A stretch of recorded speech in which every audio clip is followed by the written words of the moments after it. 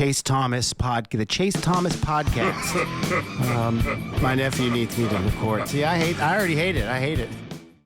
All right, hello, and welcome back to another episode of the Chase Thomas podcast from still the aforementioned Chase Thomas, coming to you live from Knoxville, Tennessee, Everything School HQ. Joining me down there in Tequila, Georgia, my good friend, fellow University of North Georgia alumni, and host of the Georgia Voice of College Football, Matt Green, is here. Matt, good evening, sir. How are you? Good evening, sir. It is good to be back. Our week one instant reaction show, or I guess not instant, but week one takeaway show. Yeah, I'm excited for it, man. Yeah, I'm not an instant reaction guy. I'd be really bad at that because I gotta really think about my thoughts and really like dive into the stats, and I would be very uncomfortable just going off the dome of things that happened. Shout out to the good folks who can pull it off, but that is not something I'm a natural at, Matt Green. If I do anything reaction, it's a piece, something I'm writing for an hour or two after a game that I watched and stuff. That's easier for me. That I can do. But in terms of just rattling off coherent thoughts after watching something, and specifically Tennessee yesterday, because that game went on forever, 4 hours, over 4 hour long game in Mercedes-Benz yesterday. You're a little bit washed, and you're like, I don't know. It's just not my natural. Yeah. My natural thing, man. Yeah, me and Bo Underwood, we did it Saturday night. We went live about 8:00 and gave a quick 20-30 minutes on the Georgia Marshall game. But yeah, we'll do that every Saturday night. I'm not sure if it'll always be like that quick, like 30 hour after the game or so. Maybe sometimes later that night. But we'll give our reaction to the people talking dogs. There you go. Well, Matt Green, Georgia played, Tennessee played, and we'll obviously dive into a whole heck of a lot there on the Tennessee front as we get to Tennessee, Syracuse in our rundown. But before we get to our college football week one reactions, Green Line stat of the week is back here, finding out how Zeus did and then how we did in our pick'em here in week one. Dog bites for the biggest takeaways here on a pod divided, Vols versus Dogs. Georgia Marshall did not make our list this week, and I don't think Georgia's game next week will make our list because y'all have another. Is it FCS? Who's on the docket? Yeah, Austin P next week. Well, you can't take him for granted. You know what Austin P did this week, Matt Green? I do not know what Austin P did this week. They upset Middle Tennessee at Middle Tennessee. That's right. I did see that. Little in-state rivalry, right? Yeah, FCS over FBS, and I think Middle Tennessee has the worst offense in FBS to start the year. When I was going through the numbers. Oh, wow. Not going great for year two, Derek Mason. No, who would have thought? Yeah, that's a tough one. That is a tough one that I'm not sure I would bet on that getting turned around there. But yeah, Austin P, the Govs going into Murfreesboro and beating the Blue Raiders. But Matt Green, so you can't take him for granted. That's what I'm saying. Like you can't take Austin P for granted when they walk inside in between the hedges this Saturday. Is it another 3:30 kick for you guys? It is another 3:30 kick. Okay. I think Tennessee is a 3:30 kick against ETSU this Saturday as well, which again, I just don't think these lopsided games should be 3:30. They should be permanently relegated to nooners. Get them out of the way. I guess it depends on the schedule as a whole, but yeah, I don't know what the 3:30 SEC game or some of the other ones are off the top of my head. So we'll have to look when we get into our week two preview here, Matt Green. But what were your biggest takeaways from Georgia beating Marshall, not covering, because Georgia and Kirby, for whatever reason, is never great at covering these big lines. It's always just been this thing where it's not a good bet to bet on the Bulldogs covering these major spreads. And part of it, I think I was listening to somebody talk about it, where Kirby you want to limit possessions, for the more important guys. So you're not going for the big beat downs and that sort of thing, and you're limiting that kind of stuff. So I don't know. What did you make of Marshall, Georgia? It seemed like there were some divided takes in the fan base for how Gunner looked. Dwight Phillips, I think, popped. I watched him. He had a good run on the outside. He looks like he could be pretty interesting. Zachariah Branch flashed a little bit. Juan Gaston, as a true freshman, started, I saw. So what did you see from the Dogs in week one? Yeah, I think you touched on a couple of big ones. I don't think anyone had Dwight Phillips on their bingo card scoring the first touchdown of this season. I think when me and my co-host predicted kind of the stats of the like offense, basically individual offensive players, I think Dwight Phillips was maybe 5th, 6th leading rusher or so on the team. So, dude definitely looked explosive. The only real play I remember from his freshman year was that the touchdown to seal the Florida game was a little jet sweep, like 2-3 yard touchdown or something. So they've only used him as kind of a little gadget guy. So yeah, it's interesting seeing him, the impact he made. I mean, everyone's going to be excited about Zachariah Branch. I mean, just a little check down that he takes 47 yards for a touchdown. But also, the folks that should note an early 3rd and 4 in this game, a little bubble screen action that Mike Bobo gets a lot of hate for. Zachariah Branch breaks it for like 20 yards, so you're gonna see more of that. You're gonna see bubble screens. Like everyone runs them, guys. Like Georgia fans can get over that.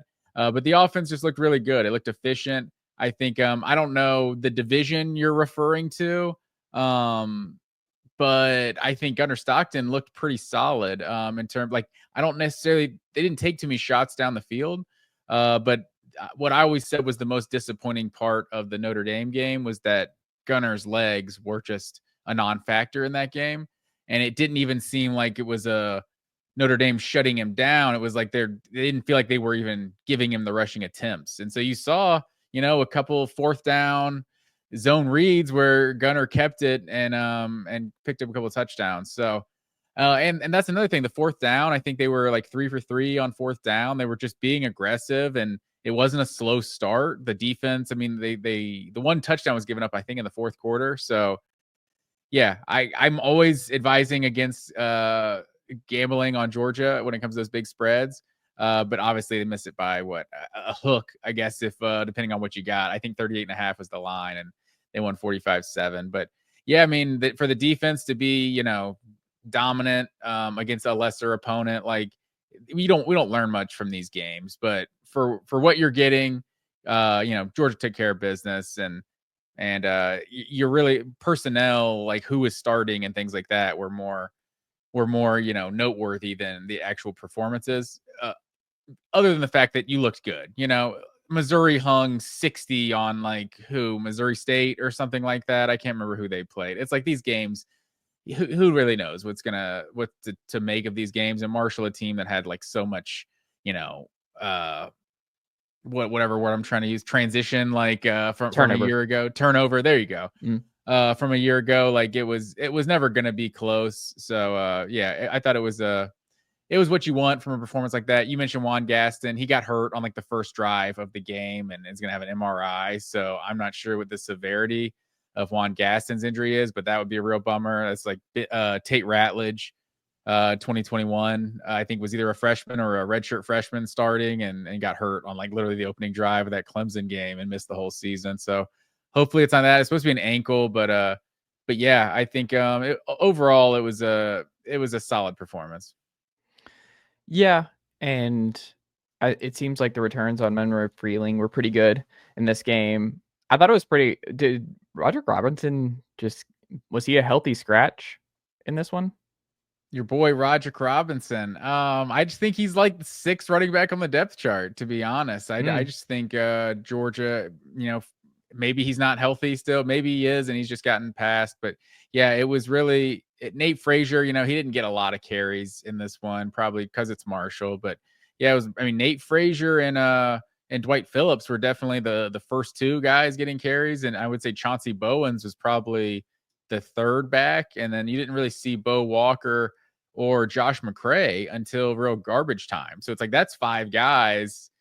Or is that, yeah, that's 5 guys before you even named Roger Robinson. So, and I don't even remember Cash Jones getting on the field much, but I'm sure he was there at times. But yeah, 6 running backs I think are probably getting ticks before Roger Robinson right now. It's interesting. Well, Matt Green, how do we do this week? How did our pick'em unfold? Because I feel like I was 500. If I'm guessing just off the dome, I think I was around 500. I didn't do great in the opening weekend. Yeah, I because it's not over yet. I was slacking here and didn't add them all up against the spread. I'll try to do that while we're talking here. But overall, so far, win-loss, Your boy's killing it over here. I went 7-2 so far. We got one game still in progress. Hopefully we can talk about it before we're done here. But if Miami Hurricanes win, that would be another notch for me. So we both agree on this TCU game on Monday night, but Miami and Notre Dame could change things. But overall, I'm 7-2. I don't think people want to hear me do math, so I'll let you talk and I'll try to add it up. But I'm 7-2 and you're 5-4 so far. So we got two games to go. But that's where we're sitting right now. And then Zeus's home dog of the week is the Miami Hurricanes. So we'll see how that shakes out. It is interesting. I've seen just online message board threads and this, that, and the other. It certainly feels like, and I understand the circumstances were not apples to apples, but there's no question the sentiment for Georgia fans versus Tennessee fans when it comes to Carson Beck and Nico Iamaleava are completely different. Like, I was looking at a lot of Georgia fans who I think honestly wish Carson well and are totally fine seeing him thrive in a new spot.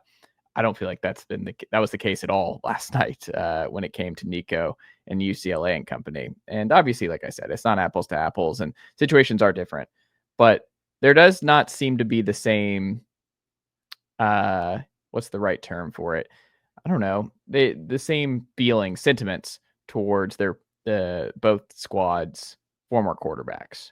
Talented quarterbacks. And there definitely shouldn't be. Like, Nico was started for 1 year and essentially, I don't know if ransom is the right word, but he tried to get more money and they called him on his bluff or whatever. It's like Carson Beck was a 2-year starter that won an SEC championship. It's like, whatever you think about his personality and all that, like, he should still be given credit for being a good quarterback. I think he doesn't given nearly enough credit for how good he was in 2023. I think he was like one of the 5 best quarterbacks in college football for my money. 2024 he wasn't as good, but he was still really good. So I think Carson Beck should absolutely still get some love. And I don't know that that the over 50% of the Georgia fan base is rooting for Carson Beck against Miami right now, or against Notre Dame right now. I'm definitely one of them. That's I got a soft spot for Carson Beck at this point, especially if he's better than Gunner. I'll just think about it all season, but that's not important right now. When it comes to Nico Iamaleava, it's just like, it's hard to even though he was, I don't know, it's hard to have any sort of positive, thoughts about it. Like, with the way the season ended a year ago, it's like, you don't blame Nico for losing to Ohio State. He's probably one of the few bright spots in that game, but I don't know. I would understand completely if every Tennessee fan was hate watching UCLA this year. Seemed like there was a lot of hate watching. I'm curious if it stands up, because this UCLA team might be really bad. So it's like, is it really worth your time to be staying up late for some of these games and watching a bad Bruins team struggle throughout the season? We'll get to USC or UCLA and Utah, but yeah, just very different vibes. They are in the Big Ten though, so at least you got some East Coast, you got some Eastern Central Time games. That's true. Well, Matt Green line stat of the week before we dive into our week 1 recap, with a game and a half still to go here when we're wrapping up with Notre Dame and Miami still going, and then TCU obviously and North Carolina happening on Monday night. But what is your green line stat of the weekend, sir? And I should say the Hurricanes are winning right now, but it is late in the game. So, by the way, I was able to do some quick math, did some numbers. We are both 3-6 against the spread so far. So I was 7-2. Insane how much different my win-loss record is versus the spread this week. But yeah, 7-2 overall, 3-6 against the spread. You're 5-4 overall, 3-6 against the spread. It's just week 1. So we'll bounce Can I back. say though, the one spread that I was most confident in did hit. Which one was that? If I had to pick Cincinnati covering against Nebraska. That was the one? That was what I even said, I think, on the podcast. And I was getting into office disagreements about this, and where I was like, I don't understand this Nebraska thing, where Braden Torsby's a better quarterback than Dylan Raiola. And I think Cincinnati's not bad. They're just average. And I think Nebraska is closer to average than really good. I don't know. I just think they're a pretty even team. We'll get to that. But yeah, that was one I was pretty bullish on, where I was like, I think it's just they're not inspiring. The Bearcats and Satterfield in year 3 is not an inspiring pick, but I think people have gotten too far where it's like there's between bad and uninspiring. You know what I mean? Yeah, I think that's fair. You definitely took exception with me calling the Bearcats bad on the pod last week. See, But I'm jogging your memory here. I was pretty ardent in my Bearcats covering there. Maybe it was because the Kelsey brothers and Taylor Swift was in the building, but there was something about the Bearcats being. I mean, we'll save it because I was going to say Bearcats had the ball and chance to win there down the stretch. But yeah. well, Matt Green, let's start things off. Oh yeah, Texas. Green line stat of the Oh week. yeah, sorry, we just went off track. That's my bad. Yeah, I got off track. So green line stat of the week. I mean, do you want to wait until we talk about the Alabama game because it isn't going to be in the Alabama game? No, you can do it. You can drop it here, and we'll just dive more into it in the Alabama game. This is the green line stat of the week now, sir. Alabama is 5-5 in their last 10 games, sir. That is the most absurd thing I've ever heard in my whole life. I was like, wait, is that like maybe last 10 power format or last 10 ranked matchups or something? No, it's anyone. And a win over Mercer is in there. They're 4-5 in their last 9 against power 4 competition. Like, man, it's just insane what's happening with Alabama right now. The part 2 of the green line stat of the week was the 55 rushing yards on the opening drive of the game. I think they called this out on the broadcast. Had 83 for the last 3.5 quarters, basically. 83 for the game. They had 29. 28. Is that math right? Yeah, 28 in the final 3.5 quarters. Like, Florida State just bullied them. Like, it was just unbelievable, really, what happened with Alabama, Florida State. But yeah, that's the green line stat of the week. I like that, and we'll dive more into that one because the Alabama stuff is just very, very hard to put your finger on what's going on there. Everyone's got a take, but we all got to breathe. And as someone who was pumping up Alabama preseason national championship buzz and was pretty bullish on Ty Simpson and company, will I have to maybe eat some crow later on this year? Perhaps, but we're not quite there yet, Matt Green, and we'll dive more into it. Let's go and get into. I feel like that's the biggest game of the week. Let's talk Florida State, Alabama. We gotta get into that right now, right? We can go into that one. Okay, so Florida State, they beat the Alabama Crimson Tide. Thomas Castellanos obviously talked a whole bunch of smack this summer. 31 Florida State, 17 Alabama. What was your biggest takeaway? What are your thoughts coming out of this game? Because I have several. Like, I don't even know where to start. Like, I think my prediction for this game was that Florida State was going to give them a game, but it's Alabama, and they're probably gonna end up, just out talenting them. I just was shocked at how they just got bullied. Like, Florida State just bullied them in this game. And Thomas Castellanos, is it Tommy or Thomas?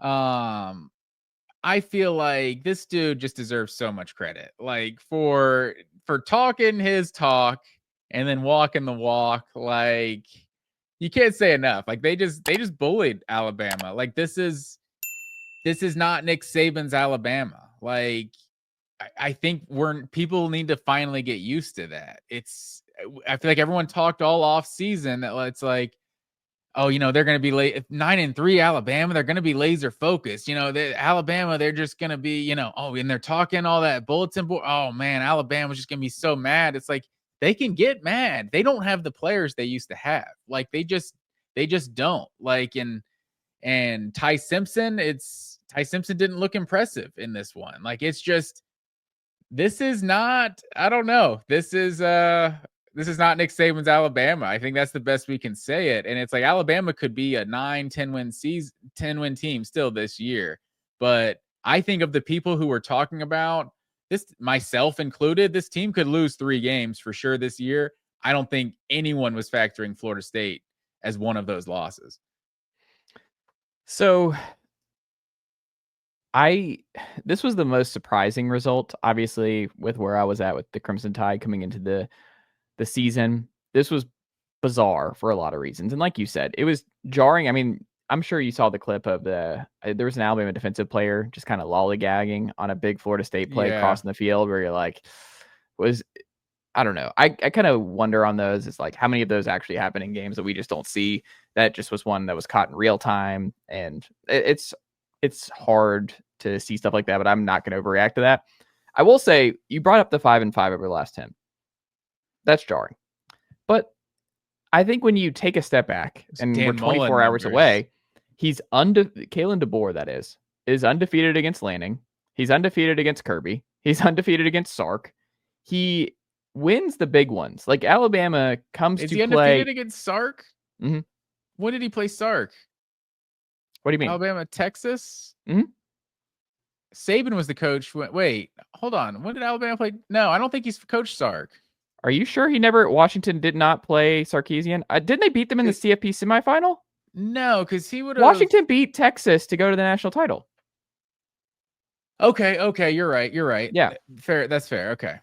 Yeah, so he beat Sark in the CFP semifinal to go to the national title game, and then he beat Lanning twice that year, and then he obviously beat Kirby last year, and he wins big games. Like Kalen DeBoer did not just suddenly forget how to coach. Like I think there's been an overreaction where it's like, oh, how's he gonna make? The buyout's crazy. I think his buyout's like $69 million if you were to, and it's at monthly installments for a long time. None of that's gonna happen.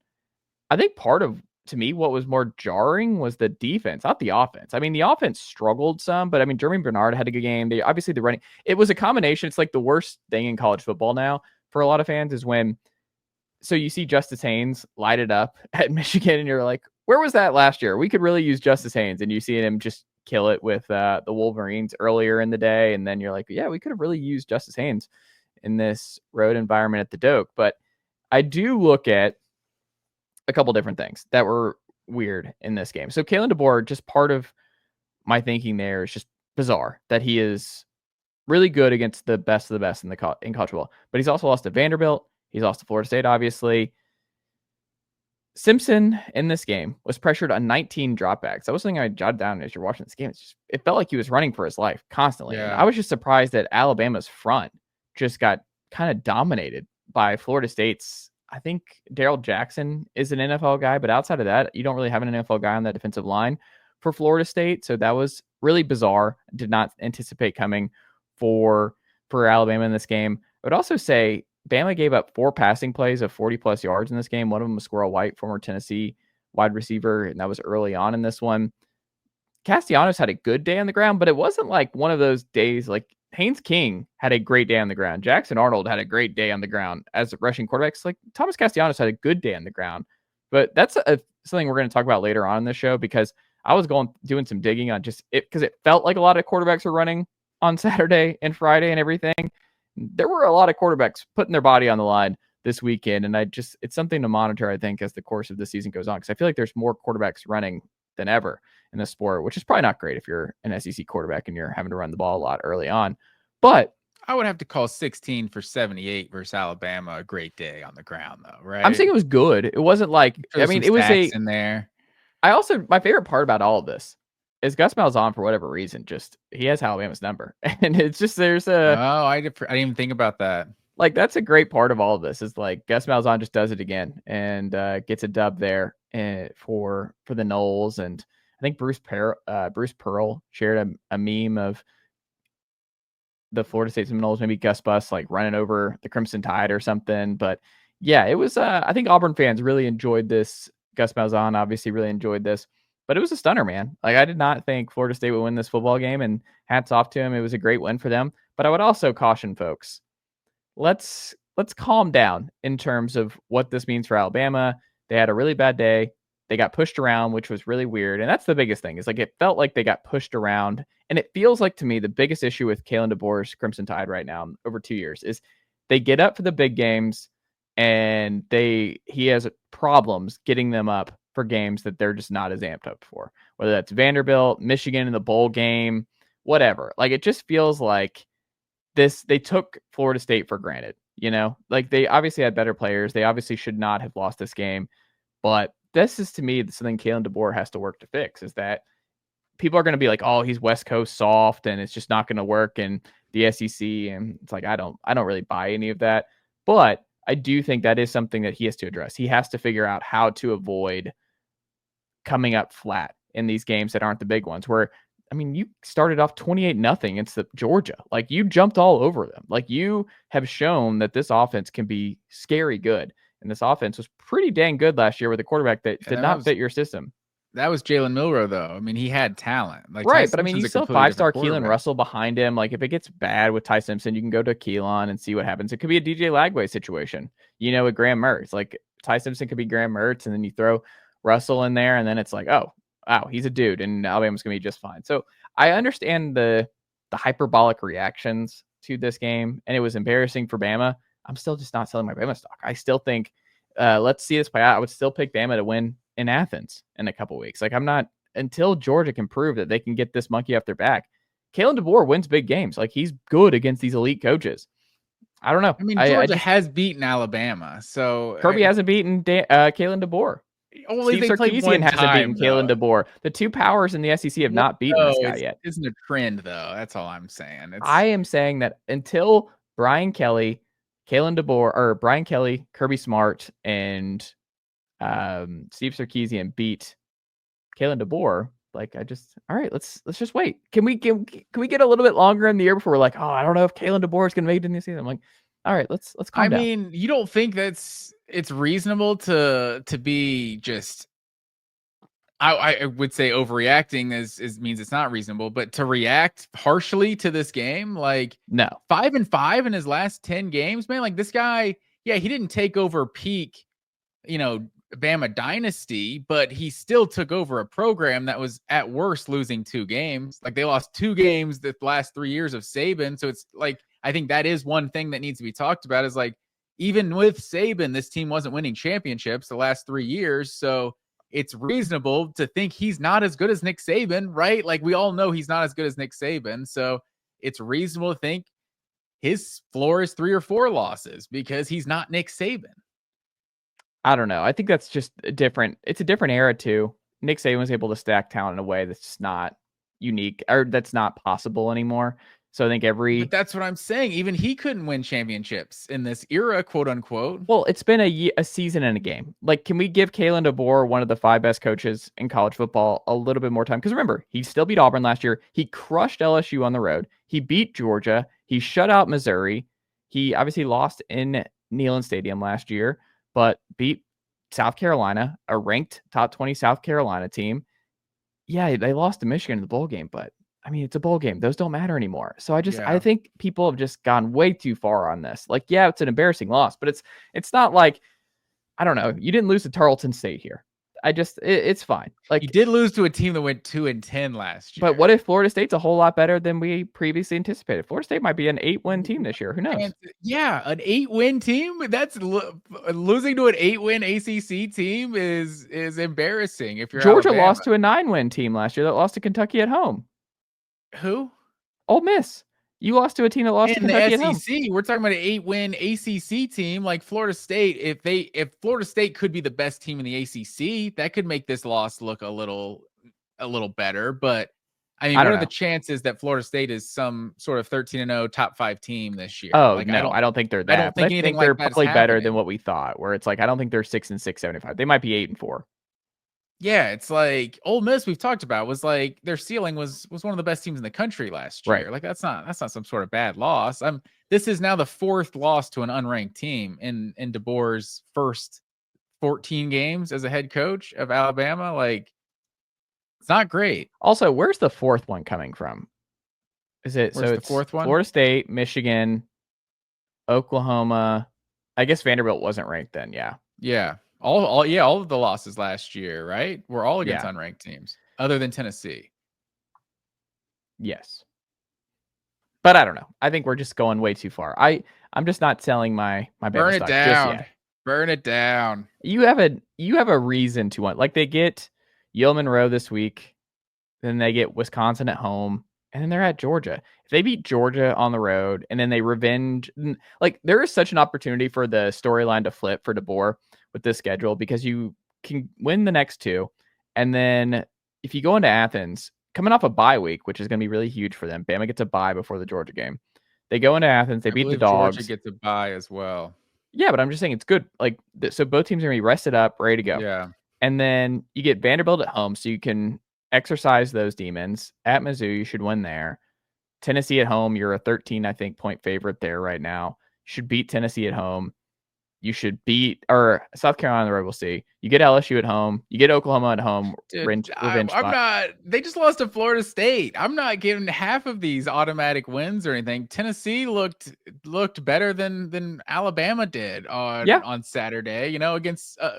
Against probably a worse team. We don't know that Florida State is not is as good as Syracuse this year.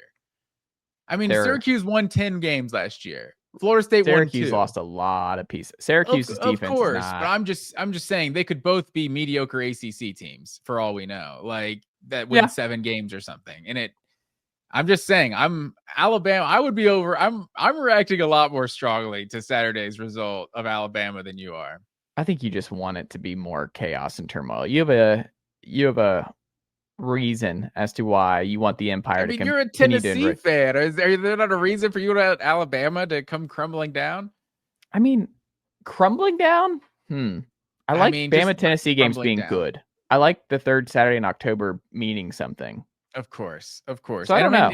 This definitely increased the pressure on Georgia versus Alabama in Athens. The fact this team just lost to Florida State, like they will not be favored. Assuming Georgia beats Tennessee, Georgia may not beat Tennessee. Georgia could look bad, and then both teams don't look great.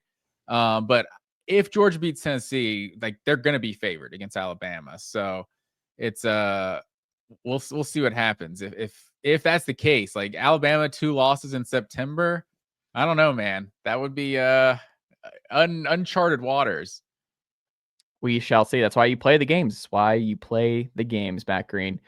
Next up, Texas, Ohio State. Matt Green, what were your takeaways from Texas going down 14-7 at the shoe? So 2 things can be true. Ohio State could be the best defense that Texas plays all season. And Arch Manning could also still be insanely overrated. Like, I'm sorry, man. We've talked, and I don't want to overreact to 1 week, but also I'm not the guy who was high on Arch Manning. I'm the one who's talked about like the Georgia game last season was one of the only like real meaningful snaps we saw him play all year. Like he started against Mississippi State, sure, worst team in the SEC, worst defense in the SEC. And then I think he started another FCS game or something, I want to say, with viewers out, or at least G5 game or something. The Georgia game was the only like real snaps we saw him get, and that's at home. Like a Georgia team that obviously was getting after it that day, but the dude looked like a deer in the headlights. And he also made some throws that were just like, really, like it just did not look impressive. Now you're seeing that was at home in Austin. Now you're seeing him a full offseason of being the guy. Going into the horseshoe at Ohio State was never going to be easy. Like Ohio State, we know they were replacing a lot of guys, but they're still Ohio State. Like that was always going to be a tough game, but it was just how it looked. It was just every time he threw it downfield, it was just he just missed it. He sailed it, or the throw just came up short. And now you're seeing people, showing more clips of the high school competition he was going against. That's kind of going viral, and it's like I think it's legitimate now because you're like it looked like terrible competition he was facing in high school. I'm not saying the guy's just a fraud and he's terrible, but man, it did not look good at all on Saturday, and I feel like it drastically should change a lot of people's view of Texas if this is the Arch Manning we're getting this year. You're very dramatic tonight, Matt Green. It didn't look good. It wasn't because it's some things. It's like it's the competition, can make you look bad. But it's like when he had open throws, like the interception, like that's a corner route. Like a big time big time quarterback can make that throw, and it just floated. It just stayed in the air, and this defender came over and picked it off. Like just stuff like that. Like every time he threw downfield, like the ball just didn't look good. Like. I don't know, man. You're not worried about Arch Manning after watching him play on Saturday? No. Wow, that's a hot take right there. I'm not worried about Arch. I think so. Well, so to me, are you a bigger believer that Arch was really overhyped based on this 1 game sample, or that Matt Patricia's defense is going to be a whole lot better, keeping this thing humming from Jim Knowles to Matt Patricia? Because that's the big part of it, is if I kind of wonder if you substitute Matt Patricia out for Jim Knowles for this game and vote, or you don't tell fans that Jim Knowles left for Penn State and that Matt Patricia was calling the defense for Ohio State in this one, how many people are still eviscerating Texas's offensive showing here? Because I do think when you have the known best defensive coordinator in the sport and Jim Knowles on the other side, I think everyone would empathize with Arch struggling on the road in an opener against the best defensive coordinator, the defending champs, who have won the last 3 meetings of, I think the stat was something like the last 3 times that the national champion the previous season opens up against number 2, that they've won the opener of those seasons. So to me, I just look, Ohio State's defensive game plan was great. I think you look at Caleb Downs and company, he was really good in this game. I think Texas has some offensive problems they got to clean up. But I would say, too, if you're a Longhorns fan, you love the defensive shutdown of Jeremiah Smith. Jeremiah Smith did nothing against you. Once again, Carnell Tate had the catch of the day. But it wasn't like Julian Sayin was carving up your team either. And I think what's going to be lost here, I mean, you gave up 2.9 yards per carry. So Texas' rush defense was great. Their pass defense was elite again. They're going to be an elite top 5, top 10 defensive team again. But here was the difference in the game. Texas got inside the Ohio State 10-yard line twice and came away with no points. Like, Texas was 1 for 5 on third down. They had 8 plays go for 10-plus yards yesterday.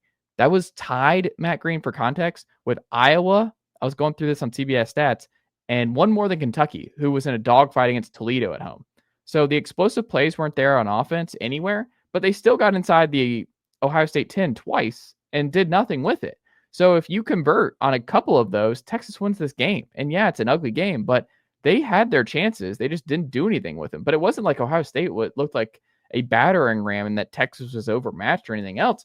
Again, like, it's a really tough opener for Arch, but I'm not panicking if I'm a Texas fan, because A, you've got such a good defense yet again that gave Ohio State a lot of problems that, I don't know, I think he's going to have time to settle in. The schedule's still really manageable.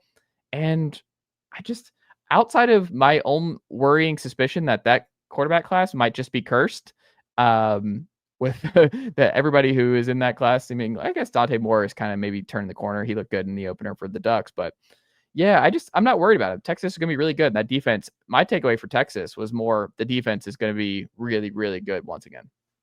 Yeah, I mean, I think the happiest guy from Saturday's game is definitely Julian Sayin, because Yeah. no one's talking about how mediocre Ohio State's offense looked Right. on Saturday. Because, I mean, just Jeremiah Smith having 6 for 43. He did have 2 drops early in this game, but I almost think the 6 for 43 for Jeremiah Smith is an indictment on Julian Sayin, because, like, you got to figure out a way to get that guy the ball. We all know this is the best player in college football. Like, yeah, maybe Texas did a good job and obviously keyed on him, but you figure out a way to get that guy the ball, and he did basically nothing in this game. But before the final 2 drives of this game, for Texas, Arch Manning was 12 of 21 for 72 yards. Like, it's one thing you're going up against a really good defense. Like, you're talking about the Jim Knowles versus Matt Patricia thing. Like, I guess I'm just from the camp. Like, I never thought Ohio State wasn't going to have an elite defense this year. It's Ohio State. Like, I don't care who's, calling the defense. Like, they're going to have dudes. Like, they're always replacing dudes with more dudes. So, how elite remains to be seen, but they shut down Texas on Saturday. But I think just because you're going up against an elite defense isn't an excuse for doing nothing offensively. And Texas essentially did nothing offensively for the better part of 3.5 quarters. Like, yeah, they did get into the reds, inside the 5 and stuff like that, but also they got stopped. It's like they weren't able to make those plays, and those were also, it felt like they went for it because those were like the only drives that they got down there. It felt like they felt desperate that they had to score 7. It's like, when are we going to be down here again? We got to get to all 7 points or something. So I don't know. I thought Arch looked very unimpressive.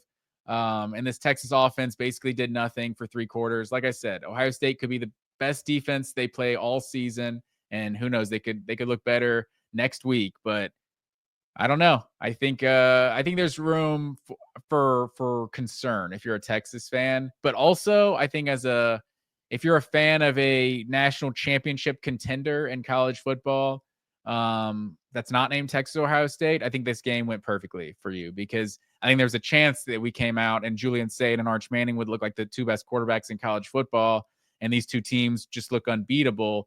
Obviously, one of them was going to have to lose, but I think seeing both of them play on Saturday, neither of them looks like they're like head and shoulders better than any other team in college football right now.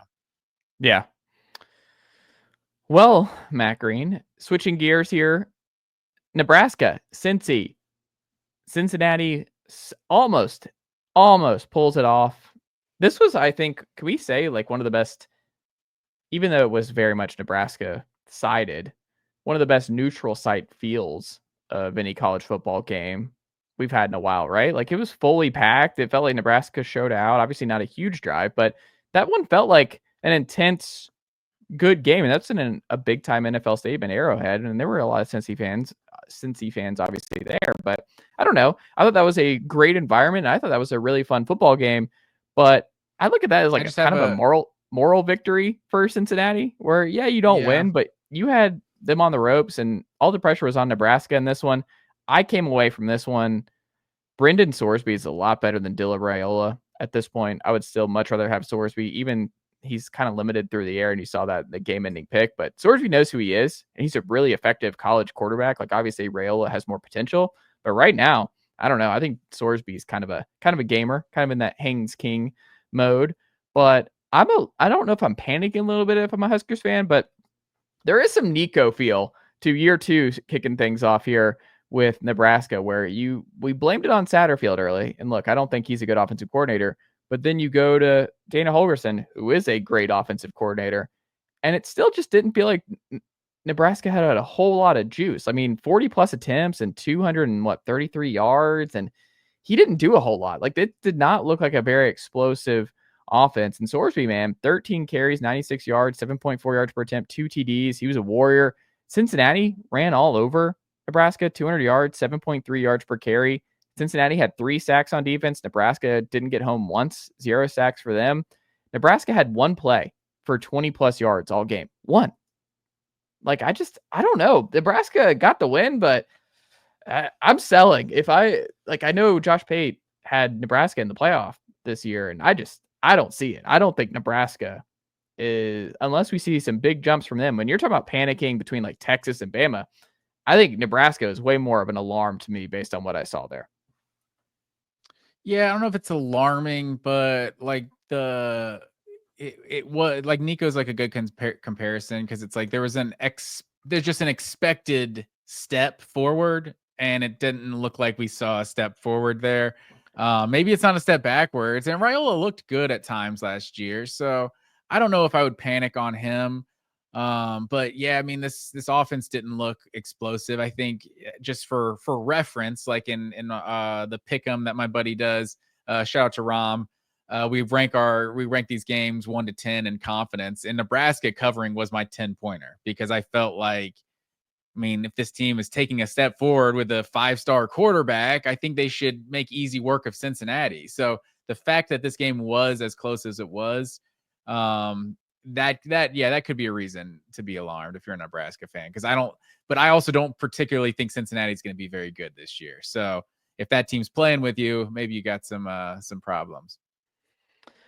Yeah, I don't know. I think Cincinnati's still pretty average, but it was a heartbreaker. People were looking at like, oh, why would you throw that in the end zone? You're right there. You just don't take it. I mean, you took a deep shot and you underthrew it, and Nebraska guy made a play, came down with it, you lost, but I don't know. I don't hate the shot. This was a grinds my gears, just this uniform matchup. Like, I really wish I could be the uniform czar, sir, and people have to run stuff by me, because no, like maybe it's because you're playing the Chiefs stadium, so you want to wear red and be like the Chiefs, but like, no, Cincinnati, when playing Nebraska is not the time you're going to rock your all red uniform. Rock your all black. What are we doing here? All red versus a team wearing white and red is a terrible uniform matchup for me. I said the same thing. Along with Syracuse, Tennessee. We can get to that one later, but I said the same thing to both, where I thought it was a mistake. Like, I 100% agree with you. Cincinnati should have worn all black. And then I also said that Syracuse should have worn the blue and orange, and Tennessee should have worn the white stormtroopers. And or even bust out the smoky grays for this week if that's what you're no, I don't want those. No, but I would do the all whites and the blue and orange for Syracuse. That would have been nice. Yeah, that would have been the kind of classic Syracuse orange, blue, orange. Yes, and Tennessee wearing white. Yeah, something like that would have worked a lot better. 100%. That's my fashion talk for the day. Auburn, Baylor on Friday night. Heartbreaker for the Bears. Just couldn't put it all together. Kind of the first stunner of the weekend with Jackson Arnold not asked to do anything to the air, but he doesn't turn the ball over. He doesn't have the turnover issues. He runs all over Baylor. What did you make of the discrepancy between Auburn's success on the ground and Baylor's success in the air? Ultimately, the team that ran the ball down the other team's throat wins this football game, Matt Green. But Sawyer Robertson threw for over 400 yards in this game, and he looked really good for the Bears, but it was too little too late. What did you make of this game? Yeah, I mean, I guess the bar was pretty low for Jackson Arnold, so I definitely came away impressed with Jackson Arnold. But like I said, that could just be because my bar was so low for him. But I mean, you have to be excited as an Auburn fan. I mean, you go into Baylor, a team like that was your preseason Big 12 champion, right? I mean, still is, still easily still could win the Big 12. And so to go on the road at Friday night, I think that's just it feels like a character win, and I think that Auburn needed this bad. So Jackson Arnold, like you said, didn't turn the ball over, ran for 130 yards or something in this one, 2 touchdowns. Yeah, I would be excited. Auburn fans, it's been a while since they've been competitive, so they at least, there's some signs of life right now with the Tigers. I would be concerned you can't pass. This is one where Auburn showed nothing through the air, and you're not going to be able to run Jackson Arnold 20 times and survive SEC play. Like, that's just not how this is going to go. And that's going to be the case for a lot. You saw Diego Pavia break down in the second half of the season last year for Vanderbilt. Like, I'm seeing so many quarterbacks in this sport this fall running a whole heck of a lot where I'm like, Haynes King's not going to make it through this. Georgia Tech, you're playing for a college football playoff here. Like, he can't be carrying the ball 20 plus times here every night. Like, I understand he's good at this, but man, if you're going to run the quarterback, you need to get Aaron Philo in there and let him get some reps and get some carries, because I don't think this is sustainable for what kind of running game a lot of these teams are doing right now. I'm really curious to see how it continues as the season goes on. But back to the Baylor side of things. So Baylor did what Texas did, where they made multiple mistakes in the red zone, and it cost them early. Like, that was something that you just can't do. You can't make mistakes in the red zone and come away with nothing. And Baylor was aggressive early. But so here's what's interesting. A Baylor stat that I found. Baylor was the only Power 5 team to have 21 or more 10-plus yard plays after week 1.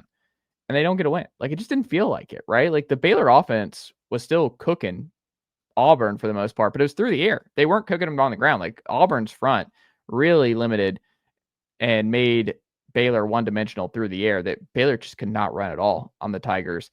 And also, Jackson Arnold had 6 rushing plays go for 10-plus yards. So he was really effective. It wasn't just like some little plays. He made the most of them. Like, he had several big runs in this game for Auburn. But yeah, I came away, it's a nice win, I guess, for Auburn, but man, I still have a whole heck of a lot of questions for how this is going to work for the Tigers. And I'm not any more sold on Jackson Arnold from this experience, but I do think give him some kudos. Good showing. He won it a different way, but I don't know. If I'm an Auburn fan, I'm like, Peyton Thorne was also pretty okay on rushing the football a little bit for Auburn the last 2 years. And I'm not saying Jackson Arnold's Peyton Thorne, but I that was not the most encouraging way of winning a game on the road if I'm an Auburn fan.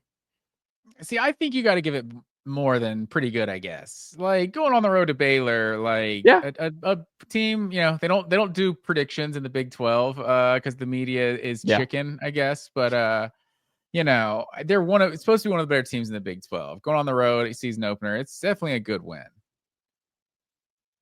I don't know. I'm not there. No, you're not gonna give it a good win. No, it is a good win. Is Syracuse a good win? We'll get to him. Okay. Georgia Tech. I just want you to keep the same energy. We'll get to him. Georgia Tech, Colorado. Georgia Tech kind of was in some trouble here, and some really bonkers late game play calling / quarterback running across the field with time running out and wasting 10 seconds going side to side. Late in this game, Dion not using his 2 timeouts late in the game. Just that some was really crazy clock ridiculous. management down the stretch. But I think the Caden Salter running across the field when he already had the first down and not just sliding and then calling one of those timeouts. He burned 10 seconds running back and forth during that last sequence. They said 10 seconds. I don't know if it was a whole 10 seconds. I blame the not calling the timeout after like 2 straight completions that didn't get a first down. Like I think they had like a minute 10, a minute 20 when they got the ball. And after like on third down, there was like 18 seconds left. Like it was, they just ran the entire clock. It felt like on those first 2 plays. Yeah. Oh, final Matt Green. Notre Dame goes down to Miami 27-24. Hurricanes, home dog of the week. Zeus doesn't steer the people wrong, sir. 1-0 on the season. Good win also, for the Canes. Brings my record to 8-2 now. Overall, 4-6 against the spread. You, sir, 5-5, 3-7 against the spread. Not a great week 1. Not a great week 1 here. Still got the TCU Horned Frogs. We'll bounce back, but we both have TCU, don't we? Yeah. Can't make up any ground, but I can stay above 500, which is where you want to be after week 1. Absolutely. But back to Georgia Tech, Colorado. Haynes King ran a lot like Jackson Arnold, but that's who Haynes King is. And we've seen this work over a long period of time. Like Haynes King, this is just his game. This is his style. Dude's a freaking warrior. Like more power to him. Like he takes some shots. He obviously runs in the game-winning touchdown essentially in this game. But I kind of wonder what this passing game looks like. They didn't have a lot of juice. It seemed like without Eric Singleton. Stockton looked okay. I kind of wonder how this offense, Buster Faulkner is obviously one of the best offensive coordinators in the sport, but I don't know. They feel a little one-dimensional to me, Matt Green. I don't love the offense in terms of like what your expectation is. Like, can this offense win 8 or 9 games? Yes. Do I think this offense has the juice through the air to be a 10+ win playoff team ACC title winner? I don't see it. Still more time to change, but I don't know. I love watching Haynes King play football. I just don't know if this is sustainable over 13, 14 games. Yeah, I think this feels less sustainable than Jackson Arnold to me because I know he does have more of a history of doing it, but he also has a lot of history of being injured as well, Haynes King. So he lowers his shoulder, man. He's getting the physical tough yards. I don't feel like Jackson Arnold was like actually like, seeking contact the way Haynes King is. But yeah, I do want to address the elephant in the room. I believe I said something along the lines of like Georgia Tech might score every single time they get the ball, or Colorado might not stop them this entire game. And then literally the first 3 possessions of the game were turnovers. I feel like I have to hedge, to cover myself, save face a little. They didn't give away the first 2 turnovers. Colorado didn't really make those plays. They just gave the ball away. But the third one, the pick, they made that one. But yeah, the Colorado's defense definitely looked better than I thought.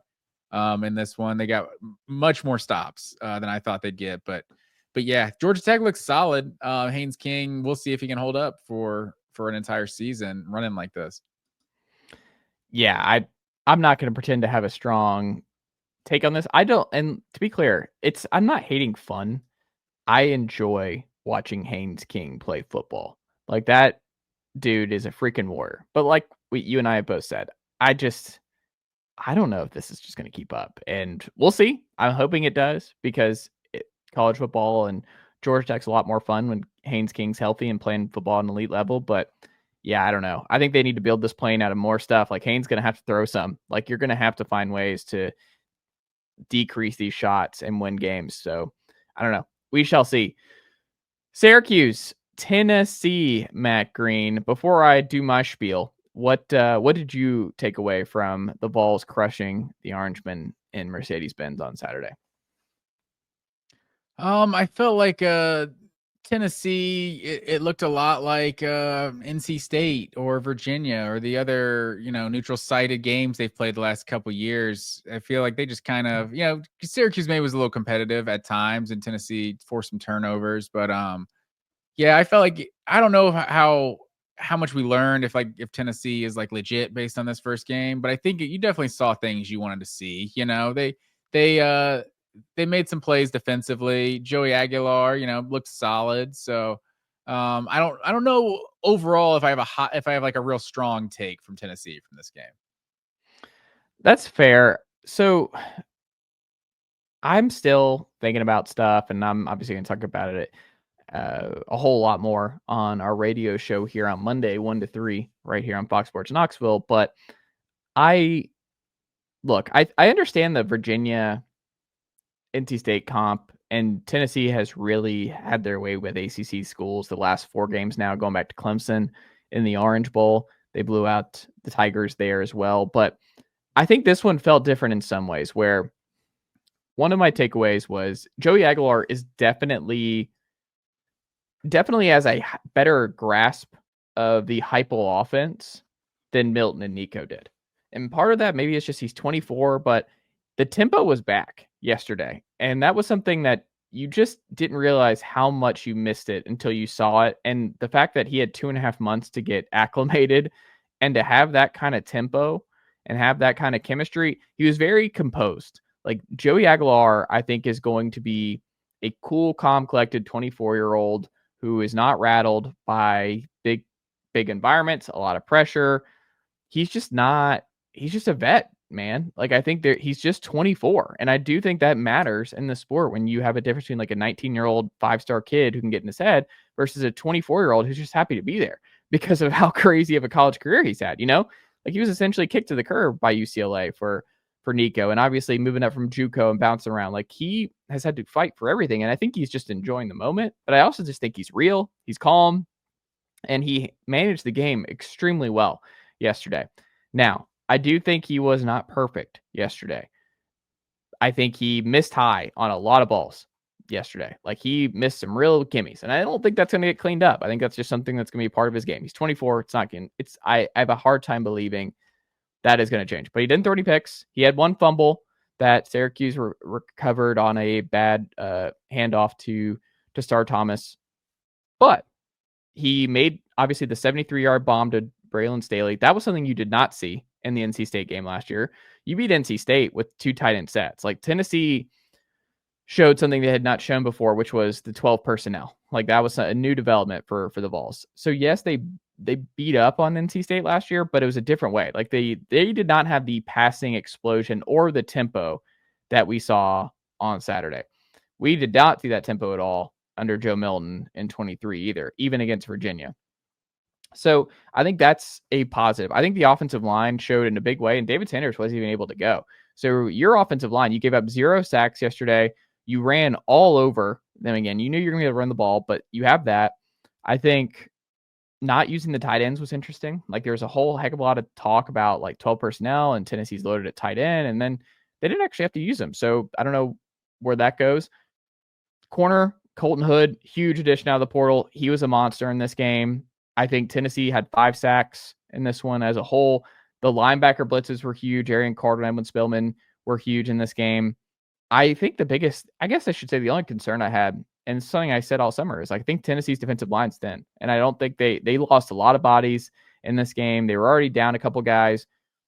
I am worried about the depth there. I'm worried that when Georgia comes into town in 2 weeks, what they're going to do, because Tennessee blitzed a whole lot more than they had the last 2 years. And I think they're going to have to, because Dominic Bailey and Bryce Eason did not grade well in pass rush situations for PFF yesterday. Joshua Josephs was really good. He's your best defensive lineman this year, but Caleb Herring, I don't think had a great day at Leo. They have an amazing future. Like, there's a bunch of blue chip freshmen and redshirt freshmen on this Tennessee roster, but the guys who are playing a bunch of snaps, Jackson Moy got banged up early, one of your starters in defensive tackle. He didn't return. I just kind of worry what that looks like, because Syracuse, when people look at, and I've seen this a lot in message boards of like, oh, Tennessee, they held Syracuse to, it was like 2 something yards per carry. But that's not really true, because when you're looking at the box score stat, that's incorporating Steve Angeli's sacks, and he has like minus 34 yards in this game. So it's not really accurate in terms of what the yards per carry given up in this game. And Syracuse sneaky ran on Tennessee in a way that a lot of teams just have not been able to do the last couple of years. So I have it in front of me now. Yassine Willis, he carried the ball 23 times for 91 yards, 4 yards to carry, 3 touchdowns. Will Nixon 9 carries for 33, almost 4 yards per carry. So you basically gave up 4 yards per carry, but the final team total was 2.3. So it's a little bit of a misnomer. And I'm not saying Syracuse ran all over Tennessee, but Syracuse did have some success there. But yeah, those by and two would have large, been 32 for 124. Like that's 3 touchdowns. Like that's pretty right. solid. Yeah. So I just think that's something to keep in the back of your mind. But I think Joey, I heard Tony Basilio talk about this earlier over the weekend in his recap. And I think it was Will Heflin, friend of the program, who mentioned this. But I think, and I agree with this, Joey is going to win Tennessee a game that Tennessee should not win, whether that's Georgia, Florida, or Alabama, because he is going to take chances. He is going to have this tempo rolling. He's going to be on one. Like, he seems like someone who's going to be on a heater. He's fearless. He is going to be a gamer and steal a game Tennessee should not this year. But I also think, man, he got away with the pick 6 in this game where it got deflected the line. But you saw a Syracuse player, like, he was so upset because he saw it. He read the whole thing. It was coming across. And if that ball does not get tipped to the line, he's taking it back to the house. And I think it was in the red zone for Tennessee in that one. But he misses high a lot. He's not accurate. Like, he was at 50% for most of this game. So I think he's going to cost Tennessee one. I think it's going to be one of those where, oh gosh, what just happened? Like, Joey's got like 2 picks, or Joey's just kind of unraveling in this game. But I also think he's going to steal one. Like, I do agree with that take, but Joey is going to be more up and down, I think, than we've seen the last couple.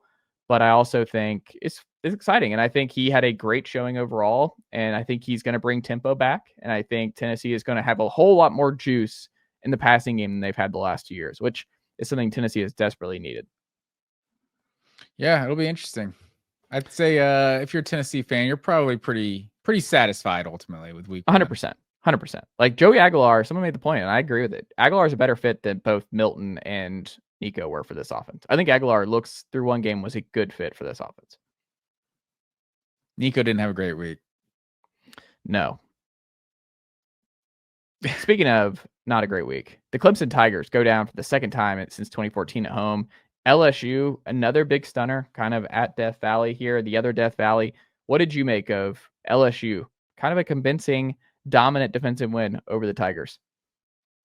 I definitely wouldn't call it convincing. I mean, 17-10. I feel like this game could have gone either way. Just kind of a back and forth game between these two teams. Clemson led at the half, right? 10-3 at the half. It just felt like every game Garrett Nussmeier plays just feels like a war. And this guy, you saw him like limping at one point, like he'd just been through it. Like, it's just I feel like this game delivered. It felt like a lot of these games, and maybe it's cliche. I know a lot of people say like a lot of times the defense is ahead of the offense early in the seasons. These are two teams that both brought back returning starters. There's not a lot of teams up in the top 10 that have returning starters.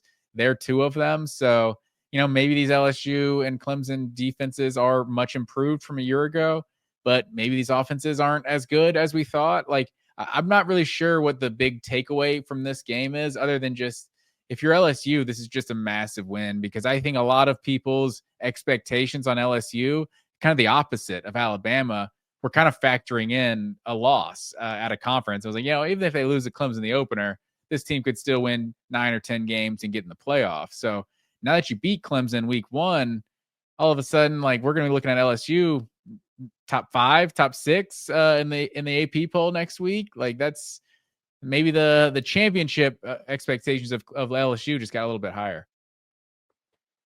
Yeah, I think they're going to have to deal with some crazy upside talk right now. Bama going down, Texas going down. I think they're going to be the hot topic in SEC circles this week, is that LSU is the best team in the SEC. I think that's going to be the takeaway coming out of this game. And I'm just still TBD on that front, kind of with you. I will say LSU's front is good again. Like, we haven't had that in a while. I think LSU was rotating a lot. Like, LSU's defensive line, I think, is good. Their front 7, I should say, as a whole. Perkins is getting used correctly for the first time in a while. Year 2, obviously, with Blake Barker calling the defense coming in from Mizzou. He's in an elite defensive mind. It looks like they've really figured some stuff out on that side. LSU gave up 0 plays of 30-plus yards in this one, only 2 plays of 20-plus yards. So Clemson's offense really struggled to create any kind of explosive plays against them. LSU's defense was elite on third downs. And coming out of this game, Matt Green, LSU is number 3 in defensive efficiency. Georgia's number 2. You're talking about national rankings? Yeah. LSU's got the number 3 defensive efficiency. We can't compare national stat rankings after one game. I mean, it's impressive that they put up Marshall numbers while facing Clemson. But yeah, I mean, 19 for 32 on the ground for Clemson. I think this is another reminder. It's like we want to overreact a lot to these first games. But I think this is a reminder. Clemson did lose to every team that they played that was good last season. So now this is another one. Maybe Clemson is just a 3-4 loss type of team, or maybe they only played 2 or 3 good teams this year again, and they beat everyone else. So I don't know. I think I don't really know what to make of this win, other than like if you're LSU, you should be really excited about it, because I think your ceiling just got a little higher. Yeah, I mean, they're now in the CFP conversation, right? Like, you had to have this one start off good, and you have a lot less pressure on you against Florida in a couple weeks. Like, this is a big win for the Tigers, for sure. Next up, Utah UCLA, man. This one was never close from the get-go.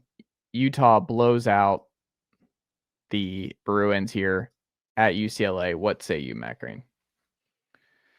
Nico was struggling, man.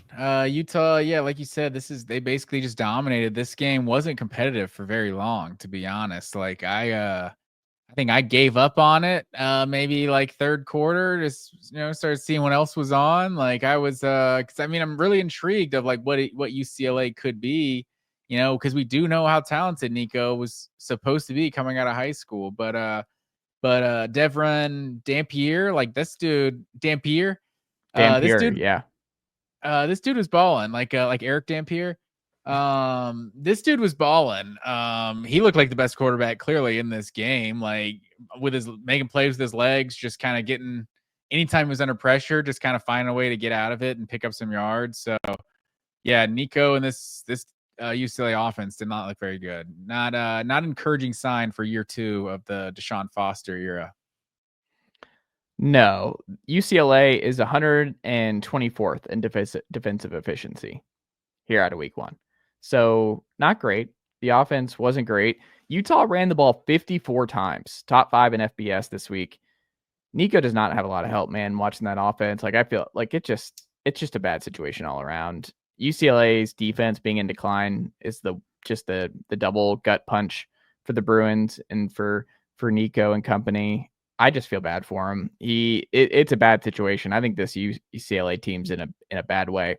Utah was top 3 in opponent third down conversion rate last night, so they were huge, stopping the Bruins on third downs.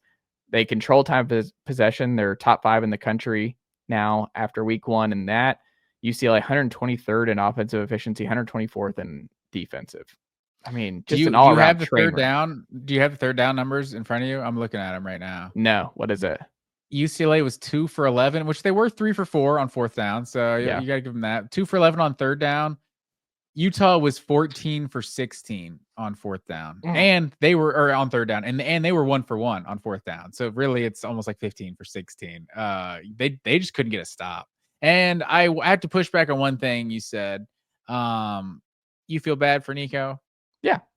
Do you feel bad for Nico personally? Him? Yes. His father? It's just, I don't know that. I don't think it's, look, here's not to get on my soapbox. I just, it's not good for the soul, right? Like, just be like, hey, it's just, you're not a Tennessee Volunteer anymore. It's just Joey Eller's QB1 now. Like, he's on another team. Like, things happen that they went their separate ways. And I think this is a bad situation for him. Like, I think you saw how UCLA or USC looked yesterday, Matt Green. If he had wound up at USC, you saw how Miami looked tonight in a win. There are a lot of other spots that Nico could have potentially landed that I think he would be in a lot better spot and a much better position. I just think this situation in particular is just really bad for him. And I just feel bad for him because it's just, I don't think it's going to get better. I think this is tough sledding for Nico. And I think it's going to be a long season in Southern California. Yeah, I also think Miami and USC have better quarterbacks than UCLA does. So that's another But reason I they mean, looked Jay good. Maeva, like he's a good player, but I mean, you don't think Nico could be dialing it up and playing really well for Lincoln Riley and USC this fall? I don't, honestly. I'm Okay. not sure how good this guy even is. 220 yards of offense they had. Like, yeah, I know it's not all on the quarterback, but man, I know it's the reoccurring joke on Arrested Development. I've made a huge mistake. I think that's where Nico Iamaleava was feeling watching Tennessee play Syracuse on Yeah. Saturday and what he had to go through. I just think I don't know. If I'm a Tennessee fan going into this week, I'm just like, hey, it's just nice to have a quarterback who fits this scheme. And I just think Joey Aguilar fits this game like much better than I had anticipated coming in this summer. But there's nothing about Nico's skill set that shouldn't fit that scheme. He's It's not just a gunslinger. is Like he just not that Joey good? has tempo and he's a quick processor. He takes chances. He doesn't sit on the ball. Like, I don't know. He's Joey. I mean, but the other part of it is like Joey's 5 years older than Nico. So it's just, I don't Age know. doesn't even matter at this point. Dude's in his 3rd year in college. Like It he should definitely be matters. No, it definitely matters. You saw there's a reason in Tennessee's best his 3rd season year. under Heupel was a 24-year-old Hendon Hooker. Like Hendon Hooker made a lot of strides from his 3rd year at Virginia Tech to his final year at Tennessee. Yeah, no, he definitely did, but there's no excuse for another guy who's just in his 3rd year that was a 5-star quarterback coming out of high school. Like you should have the experience, especially multiple years in the offense. Like there's no real excuse. Obviously now he's in a new offense, but Yeah. yeah, I don't know. I would it's interesting who we're buying and selling stock of this week because I am definitely selling any sort of Nico Iamaleava stock I had left. Yeah, but this situation, I just don't know how much I put on him because I think UCLA's roster is really bad, and I think he's in just a bad spot. So I don't know. Virginia Tech, South Carolina, what a snoozer, Matt Green. This one Yeah. had no juice. This game should not have been played in Atlanta the Sunday after Tennessee, Syracuse. Like the fact they didn't do this the same day in Atlanta, like at least where there's a bunch of people already there. You know what I mean? I think Dragon Well, you Con's can't going on. do 2 games on the field in one day, can you? 2 Why? D1 games? Can you not? I mean, I guess they do multiple high school Yeah, I was games gonna say, why there. could you not? I don't know. It sounds a little crazy, but I don't think it's ever been done. I think that's for sure. But There was no juice, man. There's absolutely no juice in this game in the atmosphere. It looked like Arizona State, Texas, where that game, no one made the trip over. And it just was kind of odd. And the start time was odd. And it was just like, this doesn't feel like a playoff game. This is really bizarre. And I don't know. Looked like there was a lot of empty seats. And there were a lot of empty seats for Syracuse, Tennessee yesterday. So it's just, I don't know. These games are very, very stupid, and I would like for them to stop. And South Carolina, Virginia Tech should have happened on in college campus, but that is yeah, I'm beside with the you point. there. The game did happen, Matt Green. What did you take away from it? The game did happen, and Lenore Sellers, I think, did Lenore Sellers things, and he looked as he kind of when I said like before the year, like I may have come off like as a hater or whatever. I feel like I like Lenore Sellers. I'm just like skeptical about him being like the consensus #1 quarterback in the SEC. Like he feels like he's great for like an under the radar quarterback. And so like that's what you saw. Like I think some of these other guys, if you're talking #1 overall pick, Heisman guy, like this game isn't that impressive. 12-19, 209 yards and a touchdown. Little bit with on the ground and had a rushing touchdown. But it's just like Lenore Sellers, that's just kind of who he is. He feels like he just finds ways to win. He makes enough plays for what his team needs.